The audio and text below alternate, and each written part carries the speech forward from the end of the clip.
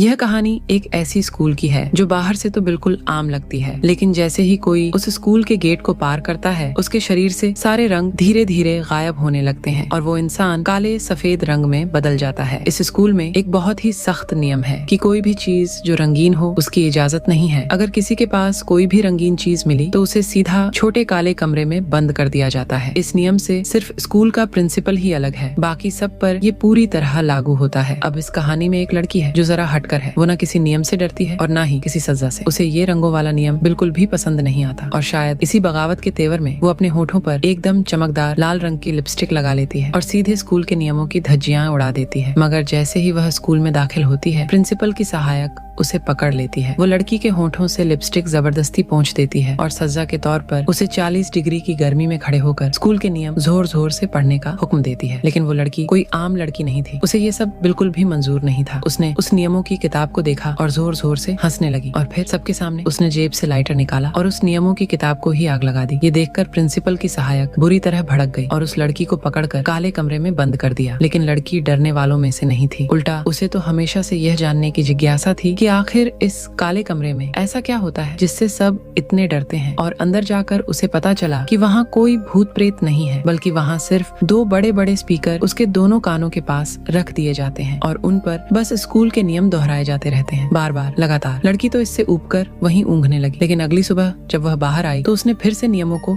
चुनौती दी। इस बार उसने अपने बालों में 2 चमकदार रंगीन रिबन बांध लिए। ये देखकर सहायक का पारा और चढ़ गया। उसने लड़की को फिर से उसी काले कमरे में बंद कर दिया। लेकिन इस बार वहाँ कुछ और था। एक पूरा कमरा तेज रोशनी से भरा हुआ था। सहायक को लगा कि इस बार लड़की परेशान हो जाएगी, मगर लड़की तो रोशनी में ऐसे बैठ गई जैसे किसी स्पा में आई हो। मजे से आंखें बंद कर ली और मुस्कुराती रही। अब तीसरे दिन तो लड़की ने हद ही कर दी। उसने अपने पूरे बालों को इंद्रधनुष के रंगों में रंग लिया, एकदम रंग बिरंगे। यह देखकर बाकी सभी छात्र हैरान रह गए और उसे एक सच्ची बहादुर कहने लगे। लेकिन इस बार सहायक ने कोई नरमी नहीं दिखाई। वह गुस्से में इतनी अंधी हो गई कि उसने लड़की की जुबान ही काट दी। अब कई दिन बीत गए और लड़की स्कूल में कहीं दिखी ही नहीं। बाकी बच्चे डरते डरते प्रिंसिपल के पास पहुंचे और उसकी रिहाई की मांग करने लगे। लेकिन प्रिंसिपल ने न सिर्फ उन्हें झाड़ दिया बल्कि गुस्से में पिस्तौल निकालकर सबको चुप रहने की धमकी दी। तभी एक समझदार लड़की ने फटाफट अपना मोबाइल निकाला और सब कुछ लाइव स्ट्रीम करने लगी। दूसरे छात्रों ने भी उसका साथ दिया और पूरे स्कूल का सच दुनिया के सामने लाने लगे। अब प्रिंसिपल के पास कोई चारा नहीं बचा। उसने हार मान ली और लड़की को रिहा कर दिया। बाकी बच्चों को भी उनके रंग और आजादी मिल गई। सबने सोचा कि अब तो वो आजाद है, अब तो जिंदगी फिर से रंगीन होगी। लेकिन जैसे ही उन्होंने स्कूल के गेट को खोलकर बाहर कदम रखा, एक और बड़ा झटका उनका इंतजार कर रहा था। बाहर की पूरी दुनिया भी अब काले और सफेद रंग में बदल चुकी थी। यानी अब सवाल ये है, क्या वाकई उन्होंने आजादी पाई या अब असली लड़ाई बाहर की दुनिया से शुरू होने वाली है।